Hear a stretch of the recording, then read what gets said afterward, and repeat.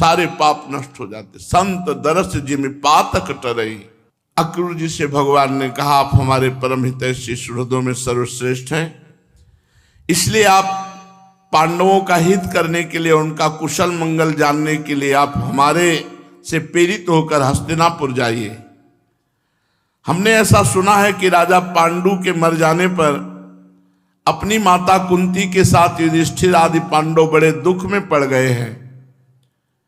राजा धृतराष्ट्र उन्हें अपनी राजधानी हस्तिनापुर में ले आए हैं, पांडव वहीं रह रहे हैं।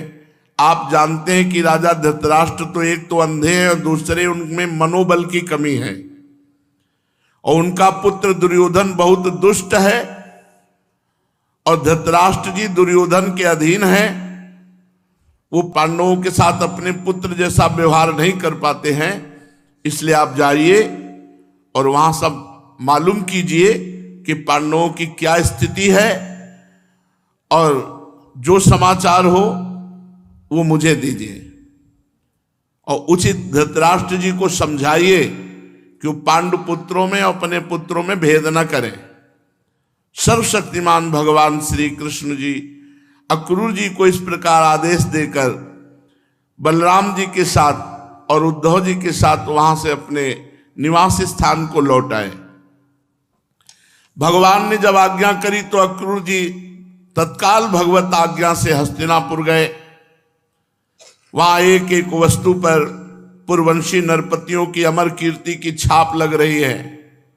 अक्रूर जी पहले धृतराष्ट्र जी से मिले, फिर भीष्म जी, विदुर जी, कुंती, वाल्मीकि और सोमदत्त, द्रोणाचार्य, कृपाचार्य, कर्ण, दुर्योधन, द्रोणपुत्र, अश्वत्थामा, युधिष्ठिर आदि पांचों पांडव तथा अन्य सब पारिवारिक जनों से मिले हस्तिनापुर में। जब गांधीनी नंदन अक्रूर जी सब इष्ट मित्रों संबंधियों से भली भांति मिल चुके, तब उनसे उन लोगों ने अपने मथुरावासी स्वजन संबंधियों की कुशल क्षेम पूछी। उनका उत्तर देकर अक्रूर जी ने भी हस्तिनापुर वासियों का कुशल मंगल पूछा। परीक्षित, अक्रूर जी ये जानने के लिए कि धृतराष्ट्र पांडवों के साथ कैसा व्यवहार करते हैं, कुछ महीनों तक वहीं हस्तिनापुर में रहे।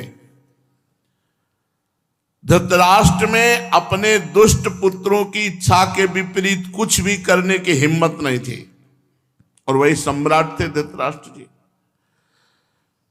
दुर्योधन, दुशासन, शकुनी आदि दुष्टों की सलाह के अनुसार काम करते थे। अक्रूर जी को कुंती और विदुर जी ने ये सब बातें बतलाई। धृतराष्ट्र के लड़के दुर्योधन आदि पांडवों के प्रभाव, शस्त्र कौशल, बल, वीरता और विनय आदि सद्गुण देखकर उनसे जलते रहते हैं, ईर्ष्या करते हैं। जब वे ये देखते हैं कि प्रजा पांडवों से विशेष प्रेम रखती है तो दुर्योधन बहुत चिढ़ जाता है और पांडवों का अनिष्ट करने पर उतारू हो जाता है।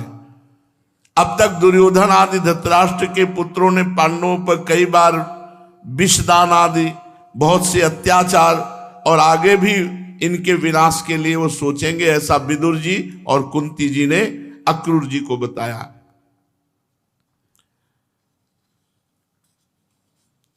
अक्रूर जी समय निकालकर एकांत में कुंती जी के पास गए। कुंती जी ने देखा कि मेरे भाई हैं, उनके पास बैठ गई। अक्रूर जी को देखकर कुंती के मन में अपने मातृपक्ष की स्मृति जग गई और नेत्रों में आंसू भर आए। उन्होंने कहा, प्यारे भैया अक्रूर जी, क्या कभी मेरा भी स्मरण किया जाता है? मैंने सुना है हमारे भतीजे भगवान श्री कृष्ण और कमल नयन बलराम बड़े ही भक्त वत्सल और शरणागत रक्षक हैं। क्या वे कभी इन फुफेरे भाइयों की याद करते हैं, पांडवों की? मैं तो शत्रुओं के बीच में घिरकर शोकाकुल हो रही हूं। मेरी वही दशा है जैसे आसपास भेड़िए हों और बीच में एक हिरनी फंस गई हो अपने बच्चों सहित। मेरे बच्चे बिना बाप के हैं, क्योंकि पांडु जी महाराज पधार गए तो पांडव अनाथ हो गए। क्या श्री कृष्ण कभी मुझ इन अनाथ बालकों को सांत्वदान देने के लिए यहां आएंगे? इतने में भावावेश बढ़ा और कुंती जी ने देखा कि सामने श्री कृष्ण विराजमान है भाव में। उन्होंने कहा, हे सच्चिदानंद श्री कृष्ण, हे कृष्ण, हे कृष्ण, तुम तो महायोगी हो, विश्वात्मा हो, तुम सारे विश्व के जीवन दाता हो। हे गोविंद, मैं अपने बच्चों के साथ दुख पर दुख भोग रही हूं, तुम्हारी शरण में आई हूं, मेरी रक्षा करो, मेरी रक्षा करो, मेरे बच्चों को बचाओ। हे श्री कृष्ण, ये संसार मृत्युमय है। हे मेरे श्री कृष्ण, तुम्हारे चरण मोक्ष देने वाले हैं। मैं देखती हूं कि जो लोग इस संसार से डरे हुए हैं और डरकर तुम्हारे चरण कमलों का आश्रय ले लिया, तो उनकी आप रक्षा करते हैं। आपके चरण शरण के सिवा कोई सहारा नहीं इस संसार में। हे श्री कृष्ण, तुम माया के लेस से रहित परम शुद्ध हो, तुम स्वयं परमात्मा हो, परब्रह्म हो, समस्त साधनों, योगों और उपायों के स्वामी हो तथा स्वयं योग भी हो। हे श्री कृष्ण, मैं तुम्हारी शरण में आई हूं, तुम मेरी रक्षा करो। त्वामहं शरणं गता। परीक्षित, तुम्हारी परदादी कुंती इस प्रकार अपने सगे संबंधियों और अंत में जगदीश्वर भगवान श्री कृष्ण को स्मरण करके अत्यंत दुखित हो गई और जोर जोर से रोने लगी। अक्रूर जी और विदुर जी दोनों ने ही सुख दुख को समान दृष्टि रख के समदर्शन की स्थिति प्राप्त की थी। उन्होंने कुंती जी को समझाया, देखो तुम रो मत, तुम अपने पुत्रों को सोचो। ये साक्षात धर्म का अवतार युधिष्ठिर, महाबली वायु का अवतार भीम, ये सब देवता तुम्हारे पुत्र बनकर के आए हैं। ये अधर्म का नाश करने के लिए पैदा हुए, इनको कोई विनाश नहीं कर सकता। बहुत कुछ समझाया बुझाया, तब कुंती जी को सांत्वना मिली। अक्रूर जी जब मथुरा जाने लगे तब अंतिम में राजा धृतराष्ट्र के पास आए और अब तक ये स्पष्ट हो गया था कि राजा धृतराष्ट्र अपने पुत्रों का पक्षपात करते हैं और अपने भाई के पुत्र पांडवों के साथ पुत्रों जैसा बर्ताव नहीं करते। अब अक्रूर जी ने कौरवों की भरी सभा में गर्ज करके कहा कि हे महाराज धृतराष्ट्र, मैं भगवान श्री कृष्ण और बलराम जी का तुम्हें संदेश सुनाता हूं। महाराज धृतराष्ट्र, आप कुरुवंशियों की उज्जवल कीर्ति को और बढ़ाइए। आपको यह काम विशेष रूप से इसलिए करना है कि अपने भाई पांडु के परलोक सिधार जाने पर आप राज सिंहासन के अधिकारी हुए हैं।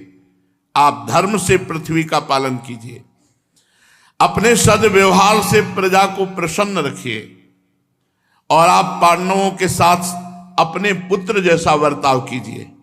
इसी से आपको इस लोक में यश मिलेगा और परलोक में सद्गति प्राप्त होगी।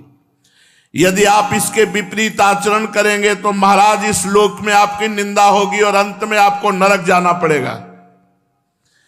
इसलिए अपने पुत्रों और पांडवों के साथ समानता का बर्ताव कीजिए। आप जानते हैं कि संसार में कभी कहीं कोई किसी के साथ सदा नहीं रह सकता। जिनसे जुड़े हुए हैं उनसे एक दिन बिछुड़ना पड़ेगा। राजन, ये बात अपने शरीर के लिए भी 16 आने सत्य है। फिर स्त्री, पुत्र, धन आदि को छोड़कर जाना पड़ेगा। इस विषय में तो कहना ही क्या है। जीव अकेला ही पैदा हुआ है, अकेला ही जाएगा। असंगो हम पुरुषा, अकेला ही पैदा हुआ है और अकेला ही जाएगा। बीच में मेला मिला, बीच में दुनिया में लाखों का मेला जुड़ा। हंसा जब जब उड़ा तो अकेला उड़ा। ये दिमाग में बैठ जाएगा तो भजन होने लगेगा। जीव अकेला ही पैदा हुआ है और अकेला ही मर कर जाएगा। अपनी करनी धरनी पाप पुण्य का फल अकेला ही भोगेगा। इसलिए महाराज, जिन स्त्री पुत्रों को तुम अपना समझते हो और उनका भरण पोषण करते हो, तुम्हारा धर्म है। इस प्रकार बातें बनाकर मूर्ख प्राणी के अधर्म से इकट्ठे किए हुए धन को पारिवारिक जन लूटते हैं। जैसे जल में रहने वाले जंतुओं का सर्वस्व जल को उन्हीं के संबंधी चाट जाते हैं। महाराज, ये मूर्ख जीव भगवान का भजन न करके अधर्म के द्वारा धन कमाकर परिवार का पोषण करता है, अपने प्राण का पोषण करता है, पुत्र आदि का पोषण करता है और सबको यहीं छोड़कर अकेले नरक भोगता है। जो अपने धर्म से विमुख है, सच पूछिए तो वह अपना लौकिक स्वार्थ भी नहीं जानता, क्योंकि जिनके लिए वो अधर्म करता है वो सब यहीं छूट जाएंगे और उसको अपनी पाप की गठरी बांधकर बोझा लाद कर स्वयं नरक में जाना होगा और नरक भोगना होगा। इसलिए महाराज ये बात समझ लीजिए कि ये दुनिया 4 दिन की चांदनी है, सपने का खिलवाड़ है, जादू का तमाशा है, ये मनोराज्य मात्र है। आप अपने प्रयत्न से, अपनी शक्ति से चित्त को रोकिए, ममतावश पक्षपात न कीजिए। आप समर्थ हैं, समत्व में स्थित हो जाइए और इस संसार की ओर से उपराम और शांत हो जाइए। अब जो धृतराष्ट्र जी ने कहा वो भी बहुत विचारनीय बात है। धृतराष्ट्र जी ने कहा कि दानपते अक्रूर जी, अक्षरशः आप मेरे कल्याण की बात कह रहे हैं, भले की बात कह रहे हैं, बहुत मीठी बात कह रहे हैं, जैसे मरने वाले को अमृत मिल जाए और उससे वो तृप्त नहीं हो सकता, वैसे ही मैं भी आपकी बातें सुनकर तृप्त नहीं हो रहा हूं। फिर भी हमारे हितैषी अक्रूर जी, मैं तुम्हें बताऊं, मेरे चित्त में आपकी ये शिक्षा एक पल भर भी नहीं ठहर रही, बिल्कुल नहीं, सब उड़ जा रही है। क्यों? क्योंकि मेरे हृदय में पुत्र के प्रति बहुत ममता है। ममता रतसन ज्ञान कहानी, जो ममता से आसक्त उसे ज्ञान नहीं, ज्ञान का रंग नहीं चढ़। तुम्हारे बहुत उपदेश अमृतमय है, पर मेरे हृदय में एक पाई भर ये नहीं टिक रहे, तनिक भी नहीं टिक रहे, सब तुरंत हटते चले जा रहे। क्यों? क्योंकि मेरी पुत्रों में ममता है, इसीलिए मेरा हृदय तुम्हारे उपदेश नहीं सुन रहा। देखो, जैसे स्फटिक पर्वत पर एक बार बिजली कौंधती और दूसरी क्षण अंतर ध्यान हो जाती है, वैसे ही एक बार तो उपदेश लगते हैं कि बहुत अच्छे बोल रहे हो आप, लेकिन दूसरे क्षण हट जाते हैं, कोई प्रभाव नहीं पड़ रहा मेरे हृदय में, क्योंकि मेरे हृदय में ममता है, अपने पुत्रों के प्रति विषमता है, अन्य के प्रति। अक्रूर जी, तुम्हें एक बात बतावे, सुना है भगवान पृथ्वी का भार उतारने के लिए श्री कृष्ण के रूप में अवतीर्ण हुए, तो ऐसा कौन पुरुष है जो उनके विधान में उलट फेर कर सके? इसलिए मुझे लगता है कि मुझे तुम्हारे उपदेश जो अंदर टिक नहीं रहे, मतलब भगवान हमसे कुछ करवाना चाहते हैं। हाँ, 18 क्षोणी का विनाश करवाना चाहते हैं, क्योंकि अगर ये ठीक हो जाए तो सब ठीक हो जाता। वो स्पष्ट कह रहे मेरे हृदय में पुत्र के प्रति ममता है, इसलिए भगवान कुछ करवाना चाहते हैं। तो अब जैसी श्री कृष्ण की इच्छा वही होगा।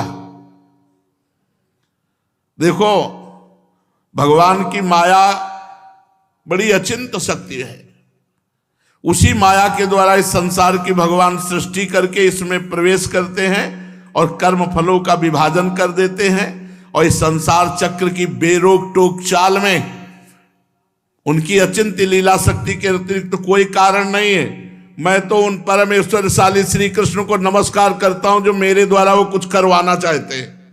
ठीक बात कही, वही करवाना चाहते हैं। अक्रूर जी महाराज धृतराष्ट्र का अभिप्राय जान गए कि पांडवों का पक्ष नहीं लेंगे, अपने पुत्रों का पक्ष लेके पांडवों के विनाश की बात सोचेंगे। सबसे अनुमति ली और वहां से लौट कर आकर भगवान श्री कृष्ण और बलराम जी को बताया कि पांडवों के साथ अच्छा व्यवहार नहीं है, महाराज धृतराष्ट्र की बुद्धि ठीक नहीं है। वो हस्तिनापुर में जो जो सुना था वो सब आकर के बता दिया। इधर जब कंस मारा गया तो उसके ससुर को बहुत दुख हुआ। कंस का ससुर जरासंध, अस्थि और प्राप्ति, ये दो बहुत उसके दुलारी पुत्रियां थी।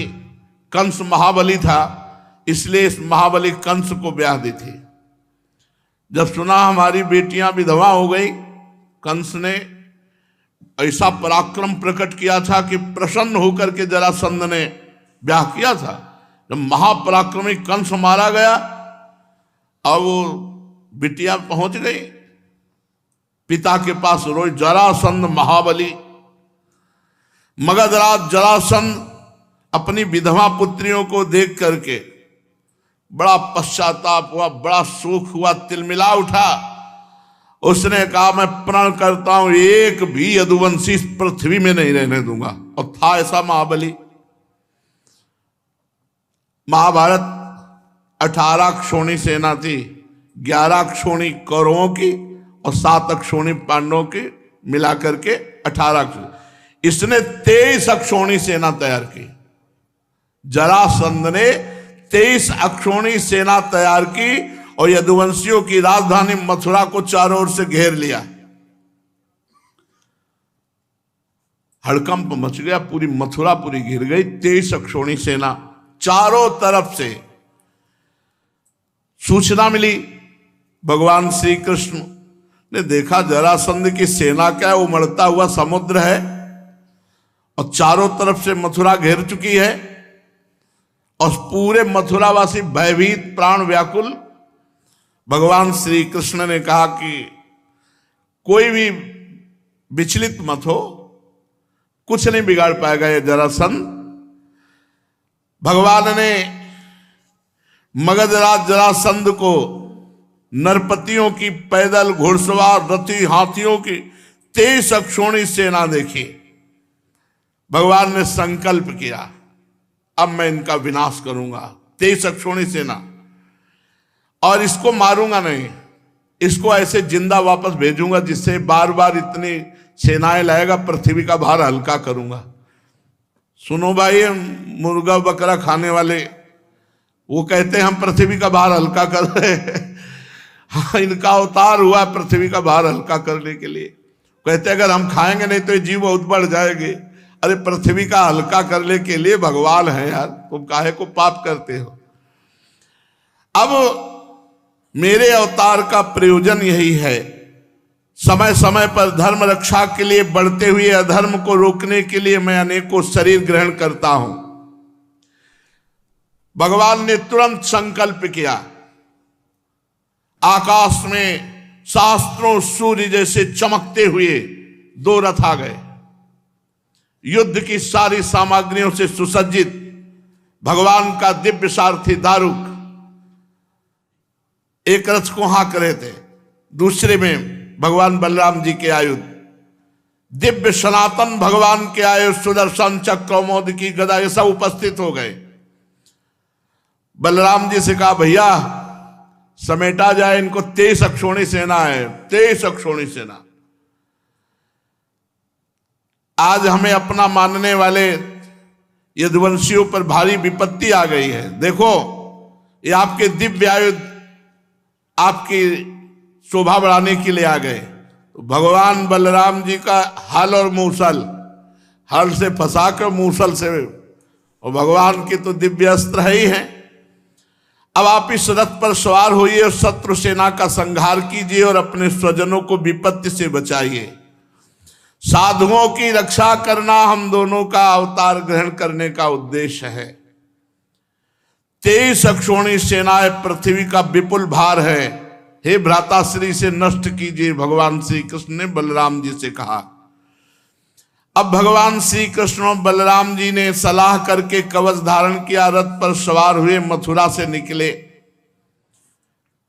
छोटे से सेना जो अंग रक्षा कर रही थी, आगे आगे श्री कृष्ण और बलराम जी। श्री कृष्ण रथ हाँक रहा था दारुक। भगवान पुरी से बाहर निकलकर 5 जन शंख का नाद किया। शंख की भयंकर ध्वनि सुनकर के 23 अक्षौणी सेना थर थर कांपने लगी। शंख ध्वनि सुनकर के मगधराज जरासंध ने देखा कि इतनी जोर की शंख ध्वनि, अपना रथ बढ़ाकर सामने लाया और कहा बच्चा तू ही कृष्ण है? क्यों? जरासंध कंस का ससुर, तो भगवान तो बच्चा लग ही रहे। 11 वर्ष में यहाँ से पधारे तो वर्ष गुरुकुल सेवन किए होंगे, क्या रहते तो 9 किशोर, ये कोई दाढ़ी मुच्छ थोड़ी आ जाती है। भगवान सदैव 9 किशोर रहते हैं। तो कह रहा है बच्चा तू ही कृष्ण है? अरे पुरुषाधम, तूने हमारे दामाद कंस को मारा। भगवान तो कोमल भुजा ऐसे दिखाई दे रहे। अरे तू तो निरा बच्चा है और कंस को मार डाला। बड़ा उसको आश्चर्य हो रहा है कि ये बच्चा कैसे कंस को मार डाला। और ये नहीं सोच रहे कि जब निरा बच्चा थे 6 दिन के, तब पूतला को मार दिया था। तेरे साथ तो नहीं लड़ूंगा, क्योंकि मुझ जैसे वीर को तेरे जैसे बच्चे से लड़ने में कोई लाभ नहीं। हार जाए जीत जाए कोई लाभ नहीं, तेरे से तो नहीं लड़ूंगा। या तू इतने दिनों तक छिपता फिरता रहा, तूने कैसे कंस को मार डाला? उसको बड़ा आश्चर्य हो रहा है कि ये बच्चा कंस को कैसे मार सकता है। लेकिन तू अपने मामा का हत्यारा है, फिर भी मैं तेरे साथ नहीं लड़ूंगा। तू बच्चा है, जा भाग जा मेरे सामने से। ऐसे जरासंध बोल रहा है, बड़ा बीमारी है। हाँ, थोड़ा यदि बलराम चाहे तो लड़ सकते हैं। बलराम तुम्हारी श्रद्धा है मर करके स्वर्ग जाने की। अगर थोड़ी भी हिम्मत हो तो हिम्मत बांध करके मुझसे जैसे चाहे तैसे लड़ ले। और ये नहीं समझ रहे कि पूरा अनंत ब्रह्मांड इन्हीं के फड़ पे है। शेषावतार भगवान बलराम जी, मैं अभी अपने बाणों से छिन्न भिन्न करके तुझे स्वर्ग पहुंचा देता हूं। भगवान श्री कृष्ण ने कहा मगधराज तुम सूरवीर हो। सूरवीर तो ऐसे नहीं होते। सूरवीर तो युद्ध करते हैं, डींग नहीं हाँकते। तुम अपने बल और परुष का तो बहुत बड़ा घमंड रखते हो। चाहूं तो तेरी अभी मृत्यु कर सकता हूं, लेकिन मारूंगा नहीं तुझे। भगवान श्री कृष्ण ने कहा तू ऐसे बक रहा है जैसे मरने वाला सन्निपात में बकता है। बक ले। हमारे जैसे वीर तेरे जैसे डींग हाँकने वालों की बात नहीं सुनते। परीक्षित, जैसे वायु बादलों से सूर्य को और धुएं आग को ढक लेती है, ऐसे ही भगवान श्री कृष्ण को चारों तरफ से मगधराज की सेना ने घेर लिया और बाणों की वर्षा कर दी चारों तरफ से। यहां तक कि भगवान का रथ सारथी कुछ नहीं दिखाई दे रहा, अंधाधुंध चारों तरफ से बाण चल रहे। अब जो अटारियों पर चढ़े हुए मथुरावासी देख रहे, सब हाहाकार मच गया कि अभी तो प्रारंभ ही हुआ युद्ध। भगवान का, बलराम जी का और श्री कृष्ण का सब रथ और सब ढक गया बाणों से। भगवान श्री कृष्णचंद्र जी की गरुण चिन्हित ध्वजा और बलराम जी की ताल चिन्हित ध्वजा, ये सब ढक गई। तो मथुरावासी तो सोचे अब तो मार ही डालेंगे हम सबको, क्योंकि जब वहां ये हालत है तो यहां तो। लेकिन ये एक क्षण के लिए ऐसा हुआ। भगवान श्री कृष्णचंद्र ने देखा कि सूरवीर हैं ये भाई, बड़े बड़े लड़ाकू हैं। जैसे पानी की बूंदें बरसती हैं, ऐसे बाण वर्षा भगवान के ऊपर हो रही थी। भगवान ने अपने सारंग धनुष का प्रत्यंचा चढ़ाया। अद्वितीय अजेय, ये सारंग धनुष ऐसा है अद्वितीय अजेय। सारंग धनुष की टंकार करके जे ही एक बाण चढ़ाया, बस जे ही एक बाण चढ़ा के छोड़ा तो अनंत बाण रूप धारण करके सब बाणों को काट करके सैनिकों का संहार करने लगे। ये भगवान के धनुष और बाण का चमत्कार। झुंड के झुंड उसी से बाण निकलने लगे और सब जितने बाण थे सब बाणों को काट करके और जितने सैनिक थे सबको काटने लगे। भगवान बड़ी फुर्ती से अलाप चक्र की तरह घूमकर चारों तरफ बाण संधान। हाथी, घोड़े, रथ, पैदल, चतुरंगनी सेना का संहार होने लगा। भगवान के बाणों से हाथियों के सर कट गए और मरकर गिरने लगे। बाणों की बौछार से घोड़े, मनुष्य, जो सबको। पैदल सेना की बाहें, जांग, सिर अलग अलग कटकर गिरने लगे। अमित तेजस्वी भगवान बलराम जी ने हल और मूसल संभाला। हजार हजार 10-10 हजार ऐसे हल में फंसा कर एक ही मूसल में राधे श्याम कर देते। अब भगवान बलराम जी का बल, अरे पूरी पृथ्वी ब्रह्मांडों को सरसों की दाने की तरह अपने फण में धारण किए हुए है। बड़े बड़े दिग्गज बलशाली हाथियों को मूसलों की मार से सब नष्ट कर दिया। अब वहां भयानक पहाड़ लग गए। 23 अक्षोणी सेना, जरासंध की वो सेना समुद्र के समान दुर्गम भयावह बड़ी कठिनाई से जीतने योग्य थी। थोड़े ही समय में भगवान श्री कृष्ण उधर छोड़ दिया सुदर्शन चक्र, साफ करता चला जा रहा है गर्दने, चाहे हाथी हो, चाहे घोड़ा हो, चाहे मनुष्य हो। कुछ ही समय में 23 अक्षोणी सेना का विनाश कर दिया। सारे जगत के स्वामी भगवान श्री कृष्ण के लिए तो खिलवाड़ है, वो संकल्प करे तो अनंत ब्रह्मांड एक सेकंड में नष्ट हो जाए। खेल खेल में तीनों लोकों की उत्पत्ति, स्थिति और संहार करने वाले प्रभु हैं, उनके लिए कोई बड़ी बात है? शत्रुओं की सेना का बात की बात में सत्यानाश कर दिया। जब जरासंध की सारी सेना मारी गई, रथ टूट गया, पैदल उतर के खड़ा हो गया, शरीर में केवल प्राण बाकी रहे, बलराम जी के हल में फंसा हुआ।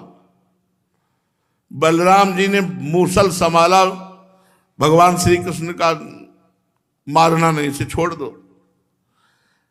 जरासंध ने पहले विपक्षी नरपतियों का बहुतों का वध किया है, परंतु बलराम जी की पकड़ में आने के बाद वो हिम्मत नहीं थी कि छुड़ा सके। भगवान श्री कृष्ण ने इशारा किया, मारना नहीं भैया, इसे जाने दो, क्योंकि ये फिर सेना इकट्ठी करके लाएगा, तो हमें जा जाके पृथ्वी का भार जो उतारना पड़ेगा ये मथुरापुरी में उतारते रहेंगे, इसको छोड़ दो।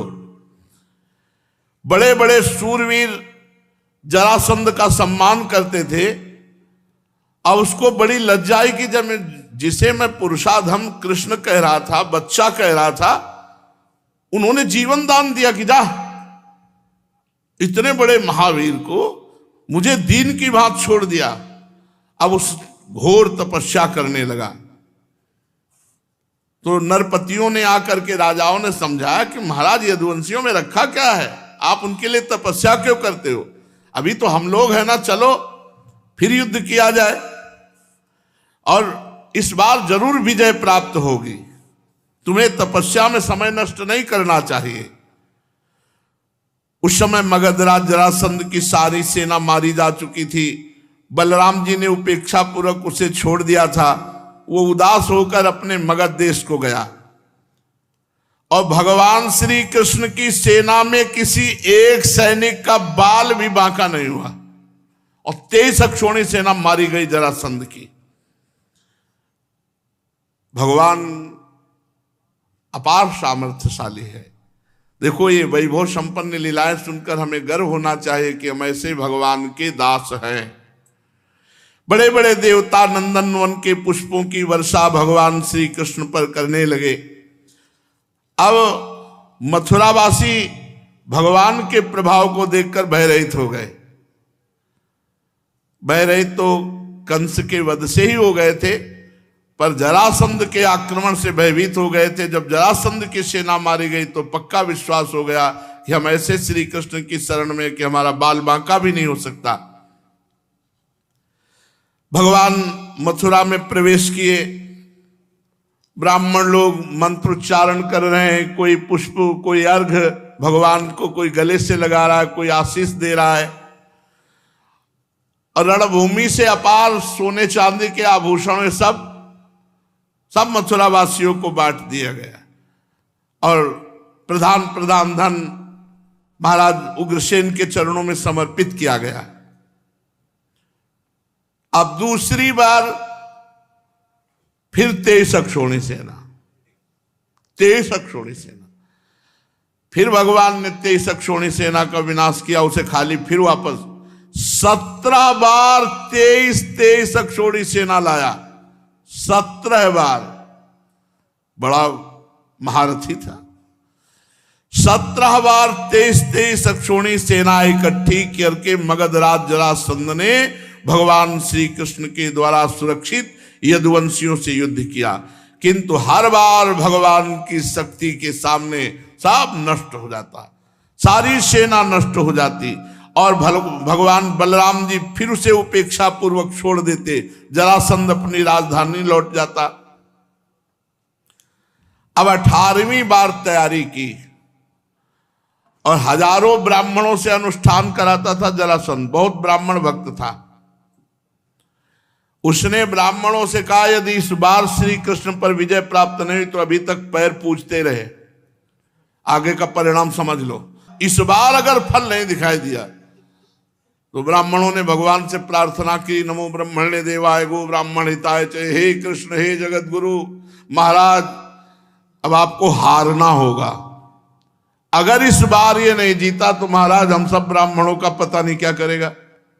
ब्राह्मणों ने अनुष्ठान वाला तो छोड़ दिया, श्री कृष्ण से प्रार्थना का अनुष्ठान किया और भगवान ब्राह्मणों पर विशेष कृपा करते हैं, जो ब्रह्म ऋषि जन है।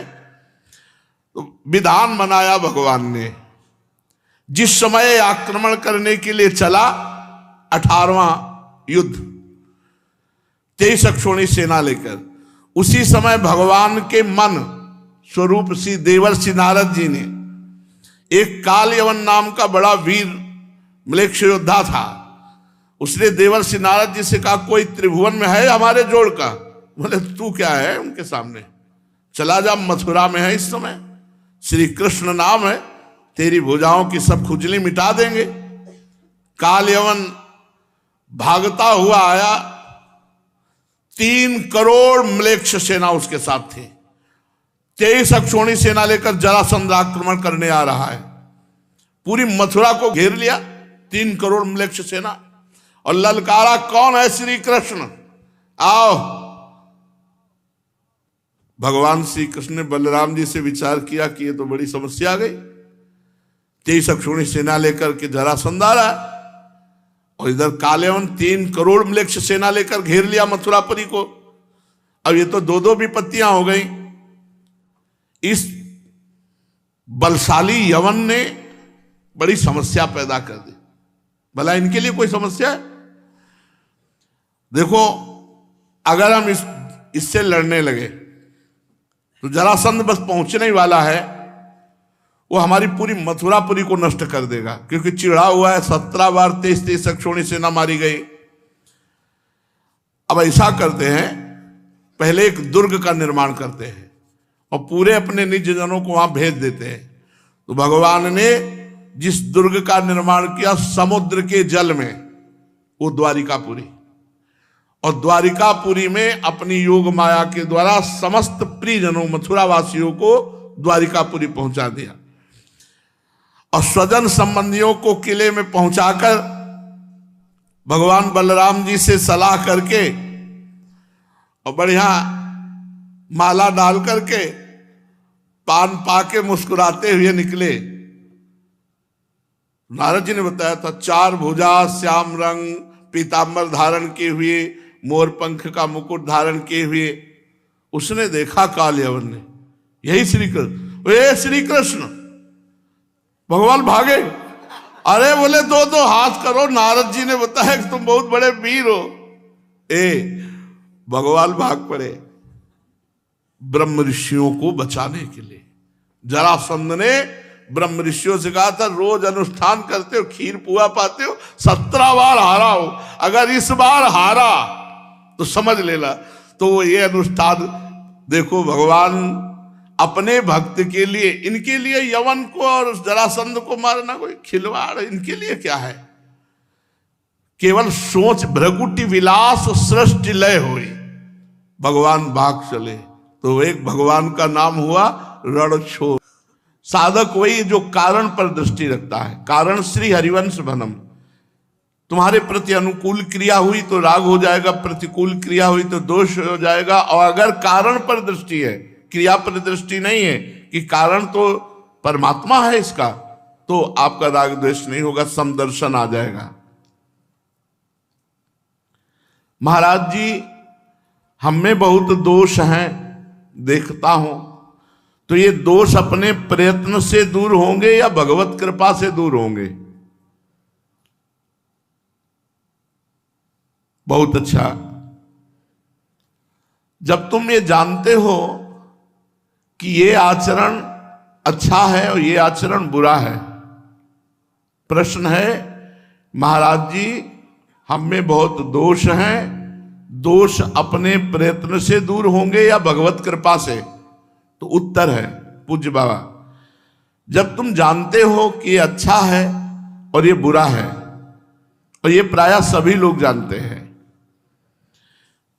तो फिर इसका कारण क्या है कि तुम बुराई नहीं छोड़ पा रहे हो?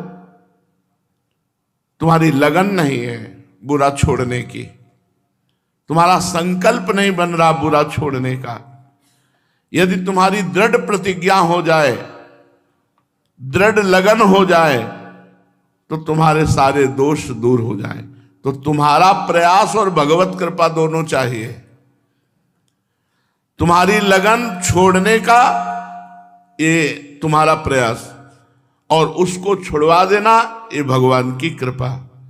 अतः अपने हृदय के दोषों को निर्मूल करने के लिए भगवत कृपा का आश्रय लेकर दृढ़ संकल्प करो, आज से नहीं करेंगे गलत काम, पाप कर्म नहीं करेंगे, मदिरा नहीं पिएंगे, मांस मछली नहीं खाएंगे, या अंडा वंडा जो सब घनी तो बसते। कैसे लोग खाते और अपने को बड़े धनी समझते हैं, बड़े सौभाग्यशाली, ऐसे चमड़ी जलेगी देख लेना। देखो अवश्य में भोक्तव्यम कृतम कर्म शुभाशुभम, नरक तो भोगना ही। हम कह रहे हैं मन ना मानो नरक, यहाँ नरक नहीं देख रहे हो? बोले ऐसा एक्सीडेंट हुआ, ऐसा, वो काल परम निर्दयी है, क्योंकि तुमने निर्दयता की है तो चिल्लाओ। वो चीख रहा था, बकरा बकरी मुर्गा, तुमने ध्यान दिया? नहीं दिया, खूब चबाया, अब काल तुम्हें चबाएगा। लेकिन इस समय किसी को पीछे कर्म दिखाई नहीं देते। अगर मोटी हेडिंग में लिखा चला आवे ना, इस कर्म का फल इसको ये मिल रहा है, तो लोग डरने लगे। लेकिन तत्कालिक कर्म का फल होता नहीं। जैसे आपने अभी बीज बोया तो आज थोड़ी गेहूं काट लोगे, 6 महीना रुको, आराम से काटने को मिलेंगे, फसल तैयार हो जाएगी।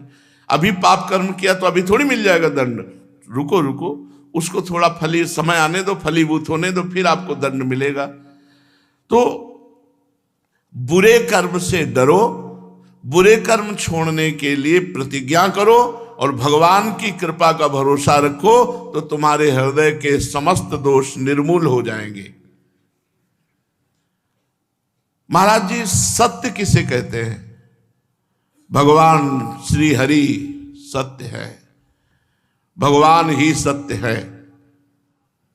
उसे ये तो सब कोई प्राय जानता है। जब मुर्दा ले जाता है तो सब कोई गाता है, राम नाम सत्य है, भगवान सत्य है, ये तो सब कोई। सत्य स्वरूप भगवान की प्राप्ति सच्चे साधना से होती है। निस्वार्थ भाव से सब में भगवत भाव का दर्शन करते हुए जो साधना करता है उसे बहुत जल्दी भगवत प्राप्ति होती है। जो स्वार्थी है, हिंसा करता है, उसको कभी सतमार्ग नहीं मिलता है। ये सब बहुत गंदा जीवन व्यतीत करते हैं। जो लोग भजन नहीं करते, ये सब गंदी पदार्थ खाते पीते हैं, गंदे आचरण करते, सोच रहे बड़े मौज से जीवन। अरे एक एक श्वास तुम्हारी कम हो रही है, और कहाँ कम कर रहे हो? गंदे आचरणों में कर रहे हो। कितना निर्मल मनुष्य शरीर मिला, उसको गंदा करके फिर अन्य योनियों में जाने की तैयारी कर रहे हो। अब तो संभाल लो, जो बचा है समय वो संभाल लो। अब लो नशानी अब ना न सही हो, राम कृपा भव निशा सिरानी, जागे पुण्य न दसई हो, अब लो नशानी अब ना न सही हो। पायो नाम चारु चिंतामणि, उर करते न खसई हो। खूब राधा राधा राधा राधा। इसी से सारी दैवी संपदा आ जाएगी। जो खूब नाम जप करता है तो अभय, निश्चिंतता, निशोकता, दया, ये सब भागवतिक सद्गुण आ जाते हैं। महाराज जी ये निंदा और स्तुति ये सहन करना बड़ा कठिन। जब स्तुति होती तो गुदगुदी होती है, अच्छा लगता है, प्रशंसा होती जब, और जब कोई निंदा करता है तो बुरा लगता है। कहने में तो सरल है, सहन करने में बड़ा कठिन है। पूज्य बाबा उत्तर, ये भगवान में प्रेम ना होने के कारण है। पर्दा लगा करके भगवान सब कुछ दे रहे सबको, किसी को नहीं लग रहा भगवान दे रहे। तुम्हारा शरीर तुमने रचा, तुम्हारी बुद्धि तुमने रची, एक भी रोम तो तुम नहीं बना सकते हो। तुम हो क्या? भगवान के यंत्र हो। पर ये कहां मानते हो? तुम्हारे पास है क्या जो भगवान ने दिया है? पर यह कहां मानते हो? मानते हो नाथ सकल संपदा तुम्हारी, मैं सेवक समेत सुत नारी, त्वदीयम वस्तु गोविंदम। ये मानते हो कि हे गोविंद सब आपकी दी हुई वस्तु।